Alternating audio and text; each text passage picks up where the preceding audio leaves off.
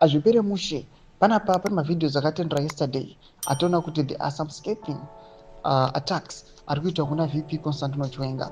General Constantino Chiwenga vari kuonekwa panguva ino kuti munhu akazvinyararira, hapana kana munhu ari kutaura naye, kana munhu anouya achiita public display achimutuka kana kumutukirira kana kutaura zvakashata pamusoro pake. Vari kungoonekwa vari kuita basa ravo, kana vachibuda china kune dzimwe nyika vanokuenda vachidzoka vodzoka zvavo vonyara. But panguva ino tiri kuona vana Jabulani Sivanda avo panguva ino they've joined vana Mutsvangwa vachiataka VP Constantino Chiwenga. Sandapinda mashoko anobuda nyorwa panguva ino ndipo subscribe like on the bell icon.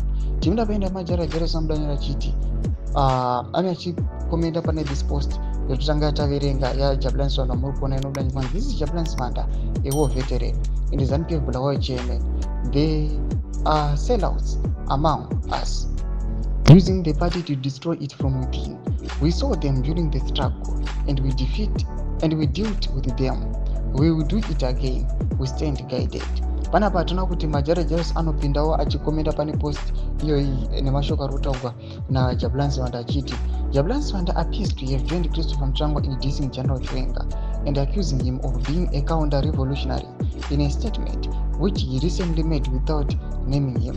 Jabulani Sivanda is another one representing the Mafidi dynasty in Matabeleland. Ndo mashoko ari kubuda panguva ino ari kuonekwa kunzi aiwa mashoko ari kutaura panguva ino achiti aiwa hatina kana mamwe maleaders atingada the ruling party ZANU-PF varipo ndivavo aiwa achilabela these guys aiwa semasellouts. Panguva ino aiwa vari kuona semadirect attacks ari kuitwa kuna VP Constantino Chiwenga. Vari kuonekwa kunzi aiwa kana muri the ruling party ZANU-PF vanhu vari kutoti aiwa VP Constantino Chiwenga vanenge vari nani mbichana, achiti kana pane mukana wekuti timbovazama aiwa ngavambopinda vambozama kumbochimanya timboona kuti zvinosvika kuri. Noda kuti zvigananda zvinhu zvinongoonekwa nyika yose kuti aiwa zvigananda hazvisi kutombomira ende hazvina kana tsitsi, hazvitarisi kuti uri mwana wani kana kuti ndiwani.